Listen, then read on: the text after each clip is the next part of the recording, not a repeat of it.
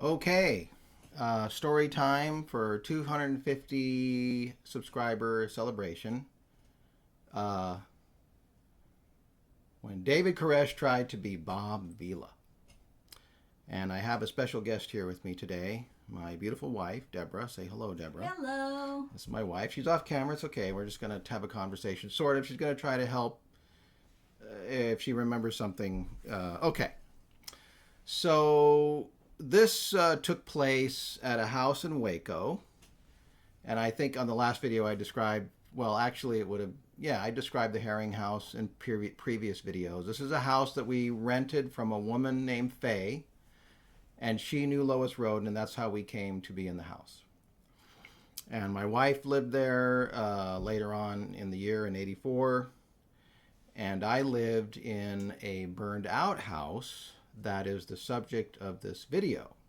It was across the street from Yeah, the it was house. pretty much kind of across the street. It was kind of around the corner and across the street. But yeah, I'll put up a little map to show what was going on with this thing. So anyway, okay, so I'm not exactly sure, but I'm pretty sure that fixing this house was one of the conditions of us living, or it became the condition of us living in this house that we were living in. The house we were living in obviously was intact pretty much, but this woman owned another house, the burned house. So it was half burned. Okay, so well, maybe a quarter burned. So imagine a house, fairly large, kind of a Victorian style house, sort of. And so it's got two stories. And the upper story, let's see, if you're facing the house, the upper left side is burned, is kind of burned up, and the roof is burned, and it's pretty much kind of gone. Did you help when we were working on the house, tearing all the stuff out of the house and putting it on the front lawn? No, in fact, I really only remember seeing the inside of part of the house once. Well, we were in there together, and I was scaring you, remember? Oh, yes. Because I was going, ooh, and you were like, ah! Because you like... I was probably pretending to be scared. Yeah, right. Okay. Anyway, so one of the conditions of this rental of this house was Vernon had agreed, David Koresh obviously, Vernon had agreed he was going to fix this house up, okay? Again, because he's a carpenter and, you know, he knows how to, and which I mean, he has experience, sure. It's not like he doesn't know how to do woodwork and carpentry and everything, but, and at the time, I'm 19, again, I keep saying that, but I have to keep emphasizing how young I am. I don't know anything about projects or I mean, I'd seen this old house when I was 15, Bob Vila, and maybe a lot of you were aware of the show and the massive undertaking it is to redo a house. And that's what this was. Absolutely. So Vernon agreed to fix the house, and he said that he could do it, and he was always confident about everything he said, right? Yeah, he was confident. Yes. She projected confidence, so sure, why not? Yeah. Okay, so he calls up the supply company, and a load of plywood and shingles and felt tar paper, which goes under the shingles if you don't know, is delivered to the driveway of this house, and we're going to go. So right away, there's a bit of a problem. Vernon decides that he doesn't need a building permit. Or maybe, I don't know if he decided that he didn't need one, but he didn't bother. And so we go over there. I don't know. You just say you don't remember this. He always had this idea that God was on his side. Yeah. God was protecting him as long as he had God. He didn't need man-made things like building permits. So one day, the whole crew goes over there. That's why I wonder if maybe you weren't living there at the time. We all go over to the house.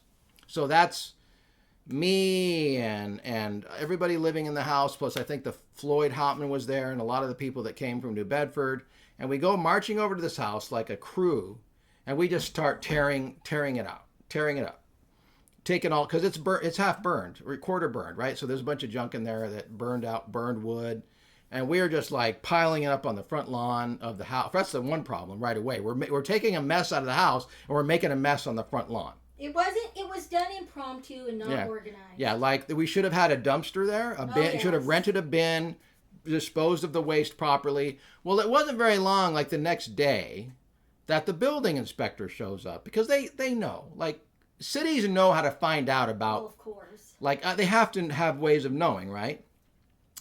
So they come and find Vernon in charge. Like, hey, do you have a building? No, you don't have a building permit. Well, looks like you're good. Yeah. Anyway, so we did get one. Okay, so fine. Now we got a building permit tacked up on the front door, and we're going to town, right? So then Vernon like wants to get this done. That's the plan. Like, so worked late at night, right? You work all day and you work at the late at night, right? So you get a generator, and you put the generator over there. All the neighbors. You put the generator there. You put lights up because this house doesn't have any electricity. So you put lights on the roof, and you're working all night long. He's getting the plywood up there to get on the roof because this house hasn't been protected from the rain properly in months. So it's probably. It had been used for homeless people. Yeah, Well, I lived. Okay, I lived in this house. I haven't told that part yet. And you're like, are you crazy? Yeah, it was kind of crazy. So when I first got there, I needed a place to live. All the rooms were taken in the main house, and there was a room on the right side of the house on the ground floor. It was open to the front porch. That was intact. It was okay. It was not, it was clean. And, well, we cleaned it out. There was some stuff in there that woman was storing, like some juices from a health food store she was running. I actually drank one of those juices without permission, and Vernon was very upset with me. You would have thought that I, maybe... Stole the car? Stole the car. Yeah, like, oh, David. Oh, David. Debbie knows about the Vernon head shaking. And the disappointment. Yeah, say it, Debbie. Say it. He would go, oh, Debbie. Yeah, oh, Debbie. Oh, I can't pour the amount of disappointed emotion. Yeah, the disappointment. And anyway, so I was living in the house. One time a raccoon came in the window at night, like I was sleeping. Another time I woke up and there was somebody tromping through the house, like it was rainy, stormy night or whatever. It was... I wasn't scared, but I wasn't scared of that it was like haunted or anything. Like I'm saying, I was concerned, but the door was nailed shut, so I don't know if they would have been able to get in, but it was fine. And there was rats scurrying through the walls at night. I could hear them. What did you sleep on exactly? It was a bed. It was a regular bed. Did you put it in there? Or? Yeah, well, yeah, I guess. Okay. It's funny the little details you don't remember. And it was a desk. You weren't the only one over there. Well, next door, the Houtmans and the Sylvias were living. Was that an apartment? That was a garage / apartment. Yeah. Did they each have their own dwelling, or did they live guess together? They did. There was rooms over there. It was kind of like an apartment thing. The roof collapsed on them in the rain one time. I never saw the inside of it. Yeah, I saw once. And I strung a extension cord across into my room so I could have light. I remember that. Yeah. Yes. And there was a desk in the room, and I would sleep. I would sleep in my underwear and get in cold, and then slowly expand my legs out as I would warm up the bed. I didn't have any heat in the room. I would never have slept with rats. I would have been like, oh. So anyway, all right. Now obviously, if you work till late at night, and this is early on, so this is like maybe later in 84, roughly, maybe winter of 84, maybe October, November, December of 84. Okay. Well, the next day, that's the problem, right? It's late, you're tired. It's late in the night, you go to bed late, you're tired in the morning. So Vernon then would get on this cycle where he's working, he doesn't get started till late afternoon, because he's exhausted, and then he's working late at night. He never understood that he wasn't getting anything more accomplished. It's a logistical failure. In his mind, he thought he was getting more done. He was getting more done. So he's working late at night, but sleeping in late during the day. So he's having to work at night, running a generator at night, making noise with lights. And then the other problem is that he's just really distracted. Like he's got the message and he's going here and there and. Well, he also, in my opinion, had attention deficit syndrome pretty severely. He was not able to concentrate on most physical things for very long periods of time. But he could talk. Yeah. Okay, so it's not happening. It's not going anywhere. He really ultimately just, essentially, the way to describe it, he just loses interest. He's not able to stay focused enough on this project to get it done. We never even got the roof on. And then there was arguing over the right way to do a roof and what, because the roof was really steep. It's hard to work on. It's dangerous. And okay, well, so then what happened is the woman starts to notice that we got a problem because the house isn't getting done. Now maybe she should have maybe figured out well, I don't know if he can really do this, but whatever. Anyway, okay. So she doubles down, and I swear to you, I saw this with my own eyes, and you were there at the time. I don't know if you remember this. She came over with some kind of paper that she had written up to sign, and wanted him to sign a paper saying, I'm going to have the house done by this date or whatever. And he signed it. I do remember He that. signed it, and he signed it on the very day before he flew off to Israel.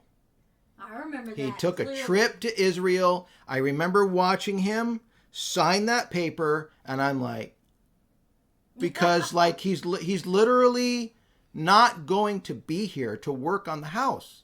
He's going to Israel, and he stayed over there for a number of weeks. He took Rachel with him, and they were gone, and then he came back, and she had the baby, and so he never went back to work on it ever. It never happened. So really, in a way, he essentially really kind of lied, essentially. Any reasonable person would have known, sitting there, signing that paper, that he was not going to be able to do this. And he signed it, and I was like, what? What is he? Do you remember that? Yes, I do. Yeah. Yeah. Yeah, I never could figure out, when he did things like that, I never could figure out if he was actually purposely lying and misrepresenting himself, or in his mind, I think he was got some just magical thing. I think he was just some enormous. Yeah, I think I think it's an enormous overconfidence in himself. Yeah. I'll just get it done somehow because I'm just so. To give an idea of what he was like when he did actually do things, he took a lot of shortcuts, and he didn't do them properly. And so we had a bunch of old cars. We had at Mount Carmel a auto graveyard, and he would fix, and I'm using quotes here, fix these cars, and then they wouldn't work. And this was when Lois Roden was still in charge. She was still the prophet at the time. And she would send my father in the middle of the night to fix them, so to save Vernon the humiliation of finding out that he hadn't really fixed the cars, that he had made them worse. She's saving face for him. Yes. And the problem is he hadn't really realized that, and so when he took on the project of the house, he didn't have her to help him save face anymore, and I don't think he ever realized that. Yeah, so anyway, to end the story, obviously, as I said, he went to Israel. The house was never worked on again. It was the materials that we had purchased weren't even completely used. The company that they were purchased from came and scooped them back up and took possession of them again. I guess they were never paid for. I guess, because if we'd have paid for them, we would have kept them. So they probably were bought on credit. And they were never used mostly because their shingles were never used. We had bought shingles, tar paper, and plywood. And then the project just died. And then the woman is coming around the property and starting to get mad. Yes. I remember one time she was steaming. Faye came over and, oh my God, look at these buses over here and look at this over there and look at all this junk. I mean, she knew it was there from the beginning, but now she's getting mad. And she's mad because Vernon has basically jerked her around. Well, she made friends with him at first. Yeah. And he would go to her house and Try to give the message, right. Right. And she would feed him, and she would feed Perry. Yeah. And she liked to eat. At first. Yes, at first. That's what I said. Yeah. And she would feed, just as a funny side note, she liked to eat raw vegetables, and including raw potatoes. And that horrified Perry to no end. And Vernon was like, well, Pop, you have to eat it because, we have to be able to have her be receptive for the message. Yeah. I remember that whole story. Yeah, exactly. Yeah, you gotta sacrifice if you want to teach the message, right? Okay, so we have to get out of there. And fast. Yeah, we got to get out of there fast. So that's when we moved temporarily to Mejia, Texas, and we rented a facility there. And Debbie was there for this move, actually. She barely remembers it, though. I don't know. Do you remember anything about the move at all that was interesting? It was probably just a blur. I was going back and forth to the orthodontist at the time, okay. And I was not involved in... Well, this would have been one day. I know, but I don't even think remember when you first moved there. Because I was gone. I was at the Palestine property. Mm-hmm. But remember, I was gone, too. I was at... When they moved, because remember, that's right. I made you a, okay, mm-hmm. That's right. Yeah, I had braces at the time. David's father paid for braces for me. Because I had my fans. father had broke her father's motorcycle 20 years previously. And I had fangs, so I got braces, and I was going back and forth to the orthodontist. I also had jaw surgery, I believe, that same year. And, I was not there, so I believe your sister had to pack up. Your sister and my sister packed everything up. I think my sister was gone at that point. Oh, maybe your sister. It might have been my sister. Yeah, you're right. Mm-hmm. So we had to skedaddle out of there really quick. Crash and burn, massive failure. House was never fixed. It was eventually torn down. It was a tear down, and yet. Vernon said I remember him, he said two things. At one point he said, well, when, he was like still clueless about his role in this whole thing and said, well, we're going to come back and do something nice for Faye.